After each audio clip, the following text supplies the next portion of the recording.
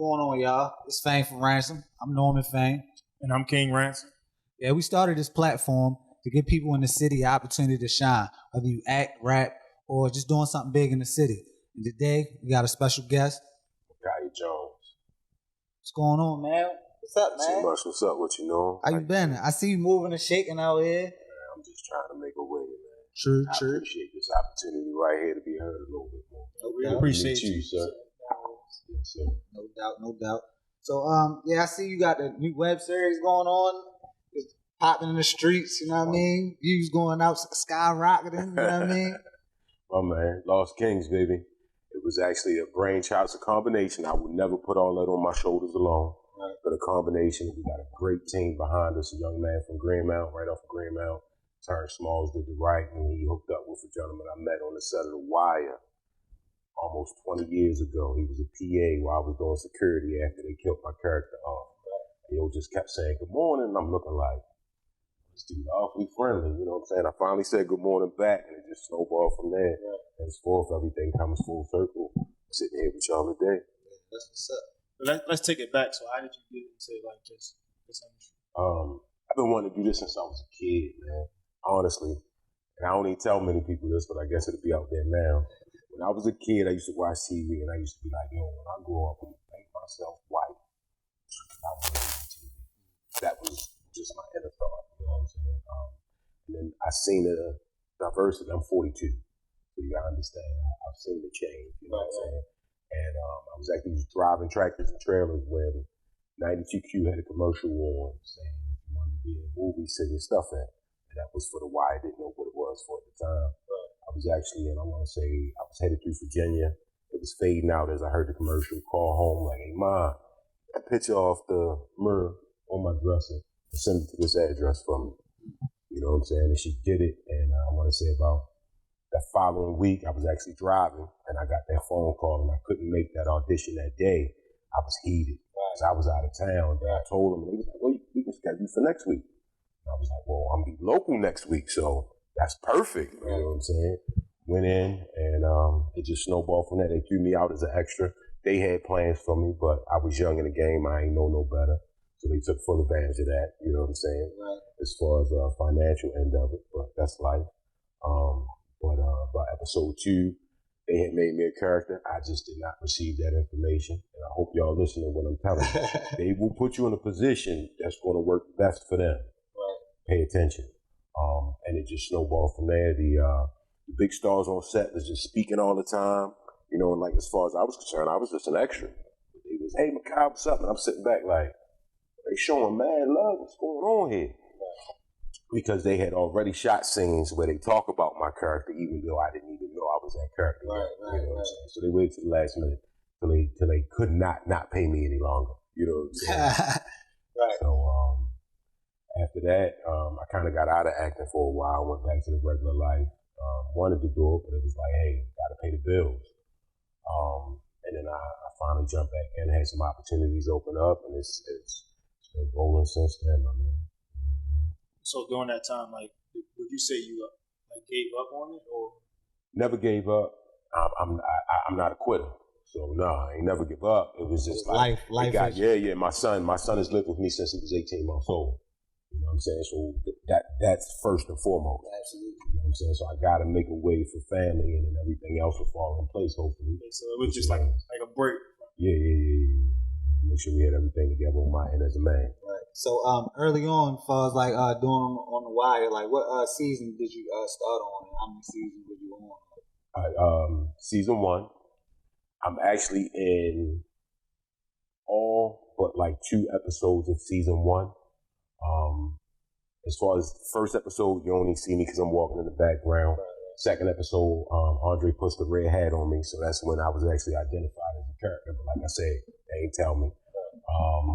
Skip 3, 4, and I come back in 5. I'm on corners, taking phone calls, looking at what's going on. I'm in the meeting rooms with the conversations up until the point that we shoot Kima, myself and Hassan Johnson, who played Weebay. We do the shooting on Kima. I got another scene after that, and then they show my picture a lot. Now, I was scheduled for 2 more filming days as far as I was concerned. And I'm sitting in a room full of people on a Sunday night watching the episode when he getting the order to kill me. Right. And I'm like, did that really happen? Everybody looking like, you ain't say nothing. In my mind, I'm like, I didn't know. But I was like, that's how it be. You know, I had to downplay it. You know what I'm saying? It be like that sometimes, you know what I mean? It happened and you don't even know nothing about it. I know firsthand. It's my character, you know what I mean? Facts. Right, exactly. But so you said you started driving trucks for a little while and kind of fell back. Like what got you back into it? Like what was the hunger inside you that made you want to keep going? It never left. It was just a matter of trying to take care of things as a man initially. You know, once I kind of got those organized and straightened some things out on the money end and able to maintain, it was like, let's get back into it. I ran into a gentleman by the name of Ernest Stevenson. He went to Towson. He was doing his own independent for school. You know, I stepped up to that, did a film with him called Breaking Down, did another one called About a Clown. And after I wrapped those two projects, I was like, why am I doing anything else? This is what I'm supposed to do, you know what I'm saying? And since then, I've done, man, at least 40 independents, all the major films that come to Maryland. I've worked on the set one way or another, whether I'm doing security or I'm doing extra work. I mean, all the way back to Ladder 49, anything that's touched since then. I've worked in something the Lord made, Captain America 2. There's so many. But all the major movies that came in town. End up going to New Orleans with the same folks that did The Wire, the Dutreme. So got that good money down there for 3.5 years. Couldn't knock that. While we was down there, I ended up working on the set of, it was called Game Change at the time, but it's called The Campaign with Will Ferrell and the other dude. Yeah. So that was a great experience. We did True Detectives down there, so I got to work on that set and more. My key to all of this has just always been with them not giving me acting gigs like I wanted, but you're still paying me $15 to $22 to stand around set all day and observe. Right. So I'm gonna do that. I work with every department, bro. From the grips, the electrics, video village, listening to the producers. I'm there to protect them. So you gotta understand that I'm playing the back like just soaking it all up. Right. You know what I'm saying? They paid me to learn instead of me paying somebody else to teach me. That being said, bringing that all the way back to this production here, Lost Kings, it was just, we hit the ground running. It's just an amazing experience, you know what I'm saying? So how did the name Lost Kings come about? I can't take any credit for that, my man. That is Terrence Smalls all day. He actually told a story last week at the release. He said it was a song that he had that he wrote himself, and he always loved the title, so he wanted to carry it over. That's what's up. So, far as like, you've been a part of a lot of different projects, and you know, you said you faced through a bunch of adversity in your life, you know, taking on your child, you know, like where do you get that hunger from? Like where does that come from?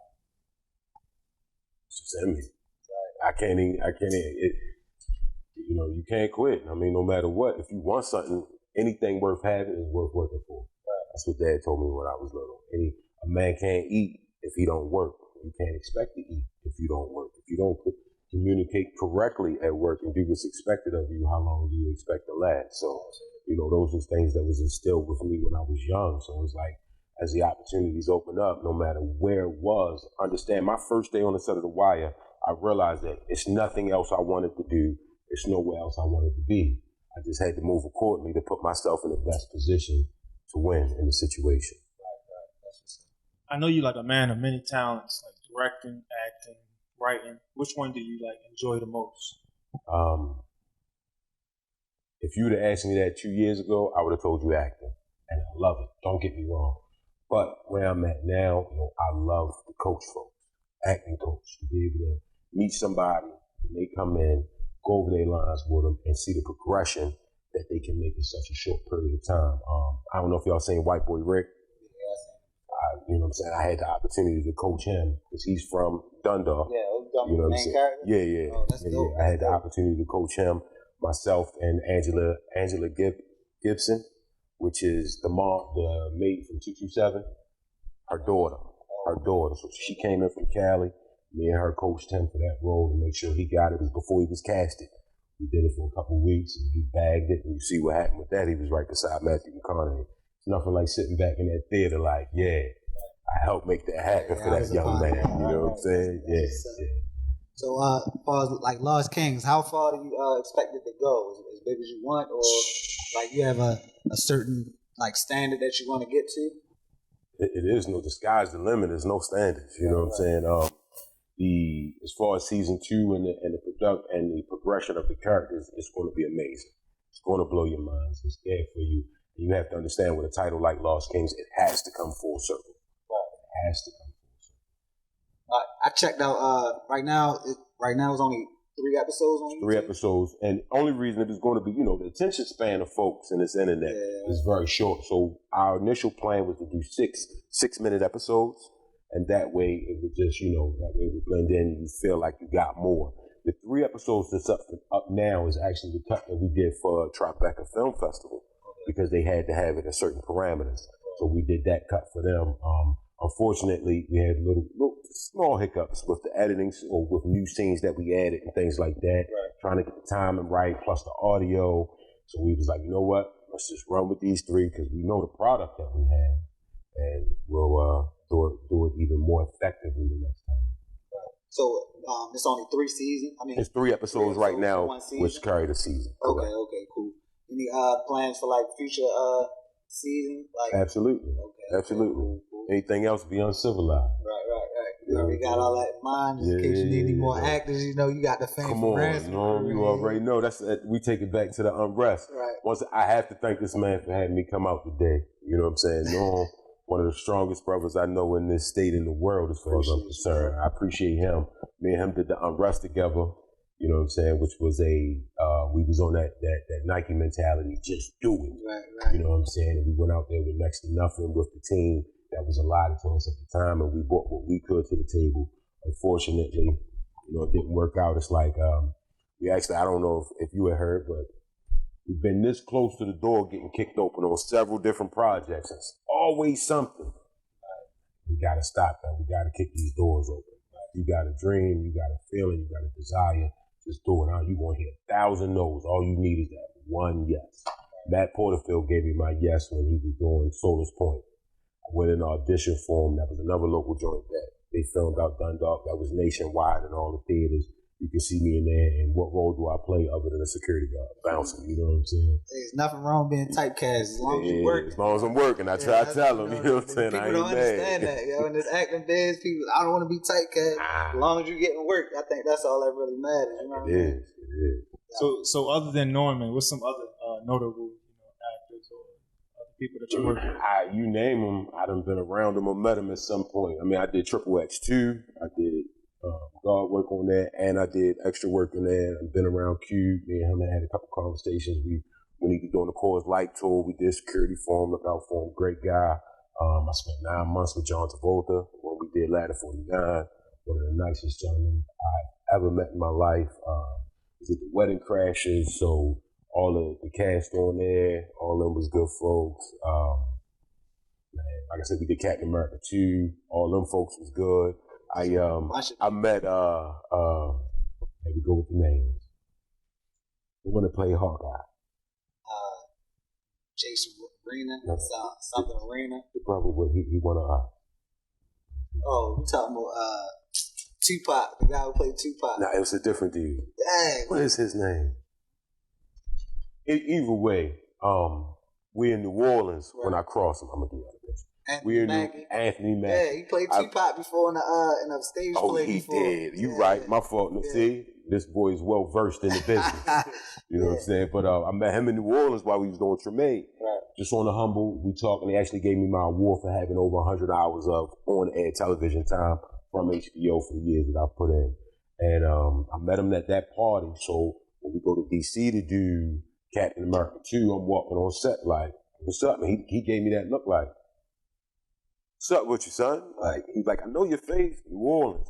That's right. And I see it, and, we rap, but the whole time we talk, I could see in his face, he was like, how you doing all the way up here? You know what I'm saying? So that's what I love it. We went to Ohio with those folks. I mean, it's, like I said, it's so many, I'm forgetting so many people. There's no offense to nobody. Please forgive me. It's been a long time coming. You know what I'm saying? You think the best part of the business is making relationships and meeting people and things like that? That's the only part. I mean, you bring what you can bring to this table, but it goes back to what I was saying before. It was a gentleman that just kept saying good morning to me, and I was just like, "Yo, yeah, awfully friendly, but all right, what's up? What's up? What's up?" When we finally talked, and his name is Mike Faulkner, understand that our relationship has grown tremendously. He also showed me the ropes of building those relationships with people, folks that actually did Lost Kings. And the reason you got the cinematic effect, for those that have seen it, for those that haven't, go see it, log on. It's real simple. You on your phone anyway, no excuses. The reason it looks the way it is because of that question you just asked me. That is 17 to 20 years of building relationships with professionals on true movie sets that believe in what you are capable of. And when you tell them your idea, they're like, you know what? Forget the fact I make $5,000 a day. Forget the fact I make $1,500 a day. Forget the fact that I make $800 a day. What do you need? I'm there for you. We were able, within our small team, were able to bring in a crew of folks that make a lot of money to do what they do. And they took a fraction of that to do what, in my opinion, is a better job than I've seen them do on some of the big sets.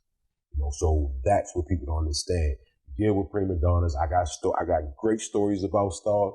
I got some negative stories about stars, you know, but you deal with that. And as time has progressed, I see where those folks that I've had negative experiences with, how their life is starting to end up. And it's just, I sit back and I'll get a phone call and they be like, yo, did you hear about such and such? And I'm like, why are you calling me? I told you that 4 or 5 years ago. Right. You know, there's no surprise to me.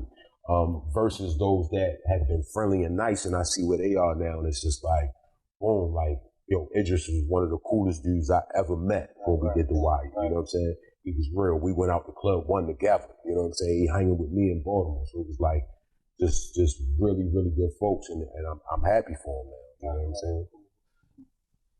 Like, what type of movies do you like other than, I know what you work on, but like what you watch on like the daily day, regular basis? I'm a sci-fi junkie. You know what I'm saying? I'm sorry. My mom's had me watching Star Trek since I was a kid. So, like, I'm truly a sci-fi junkie. I love them. My dad, as I've gotten older, I've appreciated the Westerns that my father used to watch. But I'm a big action adventure guy. You know, love stories is cool. Even got a couple that we're working on now amongst the team. But as far as my personal action adventure, it's sci-fi. That's dope. Do you feel like throughout your career, you might come off as like a little aggressive or a little different look than the average black man, you know what I mean? As far as when you approach these different people in the industry, like, you know what I mean? If you see somebody like yourself walking in a dark alley, you like, I don't know if I should speak, but then they have a conversation with you, you cool as I don't know what, you know what I mean? Like, you ever run into any problems with that? I've been told a lot of times that, yo, I didn't expect that from you. And I'm sitting back like, well, why didn't you expect that from me? Right. I'm sorry. Right. But it's because of the outside package and what they seen. Right. And then once we get to actually talking and holding a conversation, I've seen folks and they'll lean back, and before you know it, once I get the run of my mouth, they're fully engaged, and I think to myself, got you. Right, exactly. You're the one with the problem, not me. Now that we're past the way that I look, just hear what I'm saying. Right. But I mean, I run into that on a daily basis when you're dealing with the police in these cities, with the folks in the market. You know, they just so and half the time, you know, when I'm faced with those negative situations, I give them what they least expect from me, and I walk away, and I look back, and they be looking like, and I'm like, yeah, I insulted you without raising my mouth, without using profanity. You really didn't expect that from me. You know what I'm saying? So, in the industry, it's the same way. But like I say, what I have noticed is when folks, once you start spending, you've been on sets, but once you start spending a couple of days with folks, hours out of the day, you have those conversations, everybody opens up. And you're going to find out whether this is somebody that you can talk to or somebody that you shouldn't. Right. Real quick. I noticed on your Instagram, though, you got like a shoe collection. You want to speak on that? Addicted to shoes, or? I have a true shoe addiction that I can't fix. I've tried to fix it. I cannot. I do have to give it, and I'm sorry, gentlemen, you brought up the shoes. I got to give a plug to the wife. She has the same addiction. She actually sells them. It's roulette shoes.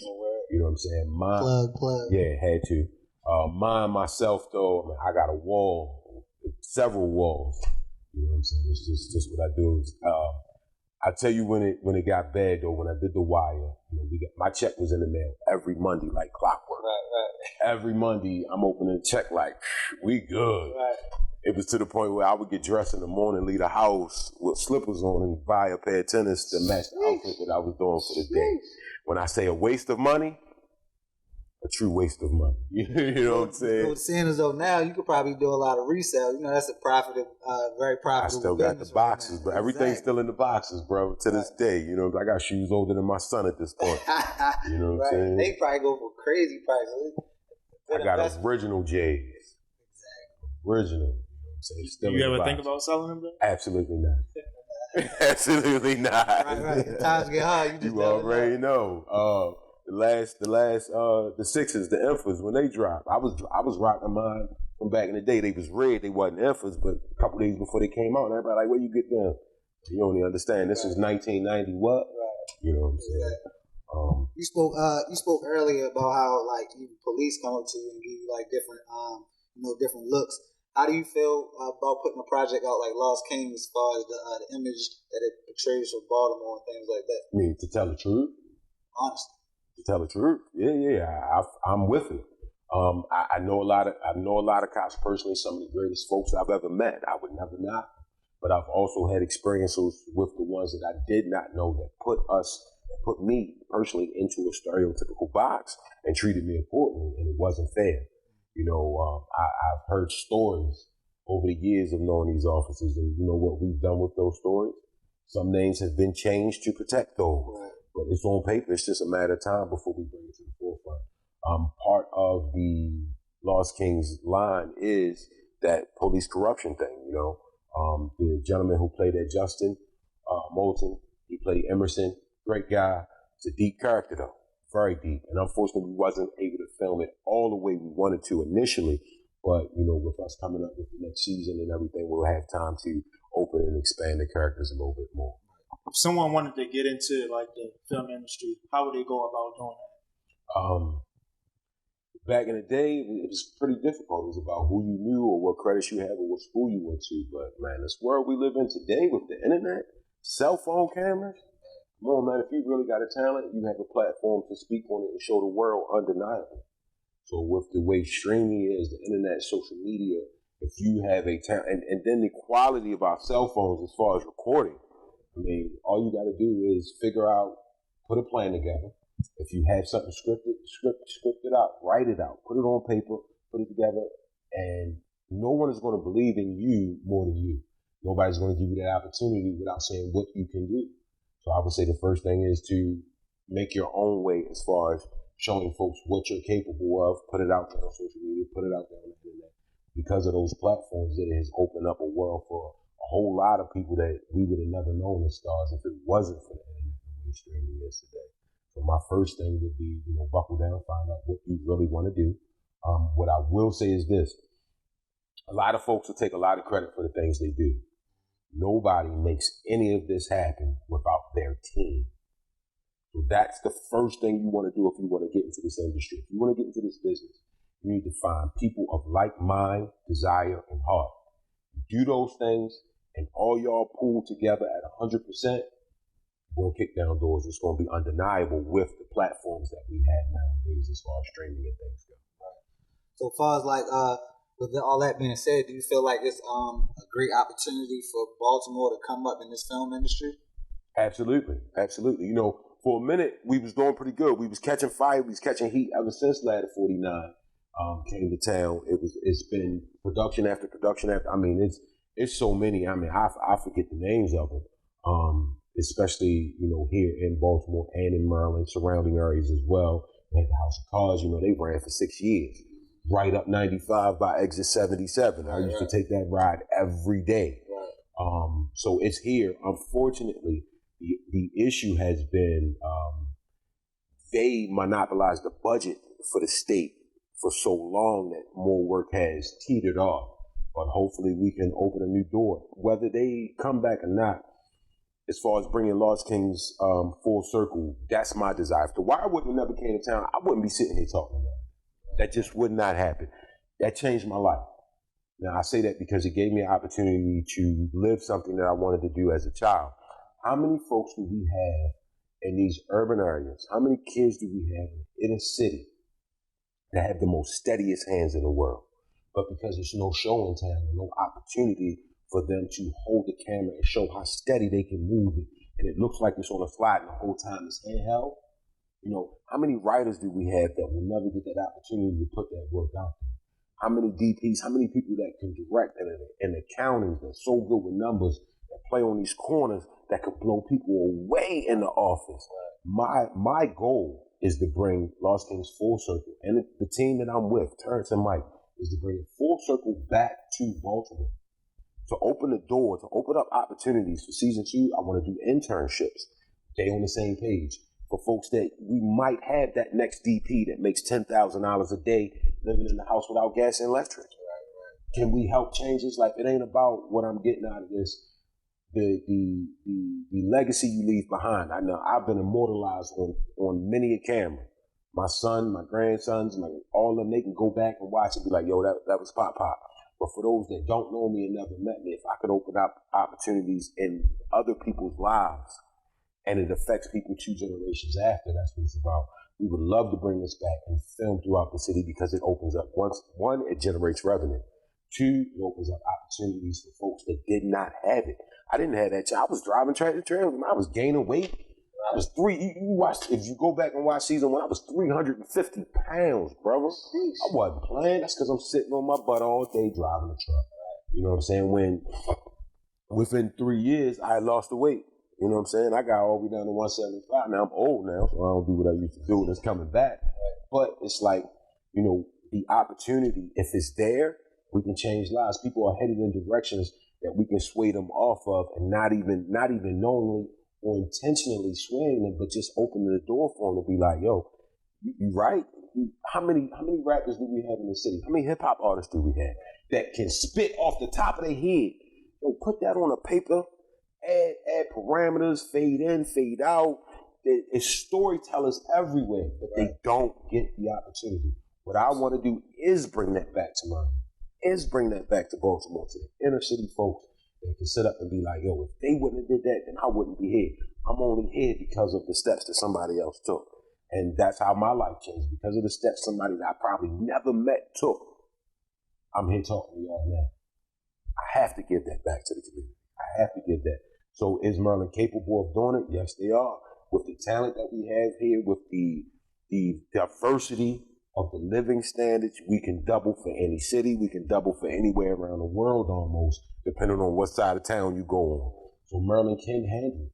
It's just a matter of the powers that be opening their eyes or realizing the untapped talent that's here within us. I definitely feel like it's going to come to a full circle. It seems as though I know people looking at the negativity from like the president and just the nation as a whole, but I feel like that's going to come full circle and it's going to just benefit the city versus anything. Definitely. It's the media, baby. The media is. I'm not going to use the cliche term for them, but yo, you believe what you watching on the news, you got problems. Right. It's all what he's saying. Bad Boys 2. On the first one, my fault. It's a slant on that. Right. It's on a slant. You know, it's all tilted to look a certain way when it comes to the folks that are living in the areas that they pitch it. I mean, back when we had the riots, the way they was pitching, it was like every block off of North Avenue was burning. I was contained to like 2-3 blocks, dude. I'm riding through like it was nothing. Right, exactly. I'm looking like, oh, these boys over here. You know what I'm saying? Like, but that's not how they pitched it to the rest of the world. Right. You know, for the president to get up there and say what he said, like, dude, you messed up. I mean, everybody realized that. I can't even find a nice way to put that. For that gentleman to say what he said, because I'm mad I just said what I said. But for that gentleman to say what he said about a group, I mean, to just put everybody that lives in this area in a box. Like, dude, yo, we have some of the greatest talent here. John Waters still lives here. Right. Come on. I bet you don't say that if you see him out at $1,000 a plate dinner. Right. You know what I'm saying? It's just what's portrayed to the world is not facts, bottom line, when it comes to the media. So, what's your favorite movie of all time? Oh, man, that's deep. It's hard. Yeah, it's hard. It's hard. Just run a couple off. I know it's hard to just narrow it down to one. Out of everything, I would have to go with probably Bad Boys 2. Now, Looking forward to you already know I'm looking forward to the third one, but I would have to take it down to that one because I've always been a fan of those two gentlemen. There's a lot of other movies that might not be given credit for that are phenomenal films. Love them. I mean, Solar's Point is one of my favorites. I mean, I was in it, but they killed it. McCall killed it. You know what I'm saying? And it's a lot of other ones. But as far as movies that I've watched over and over and over, that's one of them. You know what I'm saying? I just the dude that played Reggie, when he opened the door, he's like, "Who the fuck is it? It's Reggie. Nigga, you at least 30. You know what I'm saying? Yo, man, just been hitting back and forth on IG. You know what I'm saying? So that solidified my love for that film. You know what I'm saying? It's just but that's definitely my top one. It's about 30 or 40 other ones after that, but that's my top one. That and Aliens too. The second Aliens. The second one, you know, with Sigourney Weaver. You know, I like the first one. The first one was good, don't get me wrong, but the second one, you know, it took it to that next level. When she jumped in that forklift and the joint. I thought that was one. Nah, that was two. One came out early. We was babies when one came out, son. You know what I'm saying? I went back and watched one, and it was good. You know what I'm saying? Yeah. But two was the truth. Yeah, two was the truth. Two was the truth. Sci-fi wild. So, ended off with you, I guess, plugging Lost Kings and just giving us a little idea on where you know what I mean, really wanted to be full circle. You know what I mean? Okay. First of all, once again, thank you again. Lost Kings is out now, streaming, YouTube, Facebook, and some other platforms you can see it on as well. As far as myself, I have some more bodies of work that are in post that will be out to the public really, really soon. I just did Tales in Atlanta with Irv Gotti and those guys. That went really well. Man. Yeah. Got a chance to sit down with Sinbad. He watched Lost Kings. He watched it at the DC Film Festival last year. Loved it. Didn't know he set me up. When I met him, when I got there, he was just like, you know, he was talking, you know, just introduced myself, and we was talking, and also then I told him, you know, I'm here for Lost Kings. He was like, yeah, what was it about? For me, we walking up the street in DC. I'm telling him all about Lost Kings. His family is up there with the group because it's just me and him at this point. And when we get up to the family, like, hey, that's Micaiah. He did Lost Kings. And one of his kids was like, oh, yeah, the joint we watched earlier. I said, oh, you wanted to see what I was going to say, you know what I'm saying? But he had already watched it. Showed mad love for it. Just did Really Love. Kofi was in it. Gentleman that has, I think it's Brown Sugar. He did that. He showed mad love. Showed it to him. He loved it. Will Collette. We did 12 O'Clock Boys with him, and who also Willie Queen, who plays Max in Lost Kings, is starring right beside Meek Mills in the 12 O'Clock Boys. And Gary U. Garrick's All in the Game is a tremendous part of my growth that I enjoyed. And that film, if you get it and watch it, I had one line on paper in that film. No, sir, that's not going to work for me. I've read that script and I was like, oh, all right. I didn't say nothing to nobody. Right. I ended up getting on because of Nelson. Sorry, Nelson. How do you pronounce his last name? Azario. He put me on. I had a bar nightclub at the time, and that's how I met Gary. He brought him in, and we were able to use that at several different locations. I read the script like, when it gave me a character with one line, it ain't gonna work for me, son. I learned the script. I knew it by heart. I knew everybody else's line. I knew the beats in between. So when we got to filming, you know, I'm sitting back like, yep, y'all go ahead. And everywhere I knew I could plug something that was relevant and would fit into the script, I did it. And so I just appreciate this opportunity to sit on this beautiful couch with you two gentlemen, man. I'm glad you got the opportunity to sit on the couch. Give people your social media and all that. Okay, so I only do the book in IG. The book is under my name, Micaiah Jones. You can go on Google, the same thing, and find anybody's work that's for sale. My IG is @BMore_Lucky_LilMan. Be More Lucky LilMan. And of course that's LilMan character because that was my first, and Lucky, which is the character I played in Thug Life All in the Game with Gary Garrett. That was one of that. Once again, we took it from one line to the cover art. Those two are like my favorite few characters next to Winston now. You know what I'm saying? Yeah, well, I'm NormanFame. I'm KingRansom. This Fame4Ransom.